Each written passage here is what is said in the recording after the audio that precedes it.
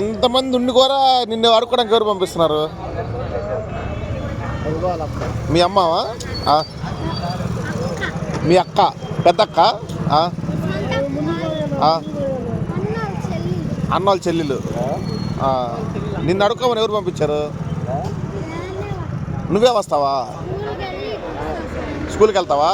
ఏడా ఏ school? Krishnaveni talent school. ఏడాది? పోలేరమ్మ గుడి. ఏది అటు హాల్ సైడా? పాత మార్కెట్. మీ ఇల్లాడా? రంగారెడ్డి చెరువు కాడ. ఇప్పుడు నిన్ను అడుక్కోమని ఎవరు పంపట్లా? రోజు వస్తావా? ఎడదా అంటే రోజు ఇంకా ఆడ నుంచి నడుచుకుంటూ అడుక్కుంటూ వస్తావు. 5 కానీ 10 కానీ ఇమ్మంటావు. ఇస్తాం కానీ అదే నిన్నెవరు పంపిస్తున్నా ఏందని. ఎంత వస్తాయి మామూలుగా నువ్వు ఇంటికి వెళ్ళలేకే? 100 రూపాయలు వస్తాయి. ఏం చేస్తావు? 100 రూపాయలు ఇంట్లో ఇస్తావా? మీ అమ్మకి ఇస్తావు. మీ నాన్న ఏం పని చేయడా? మీ నాన్న ఏం పని చేయడా? ఇంకో 10 రూపాయలు ఇది. ఒక నిమిషం ఉండవచ్చు ఎట్లా మాట. మీ అమ్మ పనికి వెళ్ళిద్దా?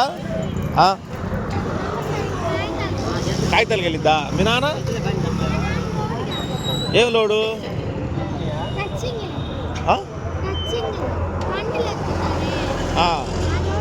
మీ అన్నోళ్ళు షాప్కి వెళ్తారు. మరి నువ్వెందుకు అడుక్కుంటున్నావు?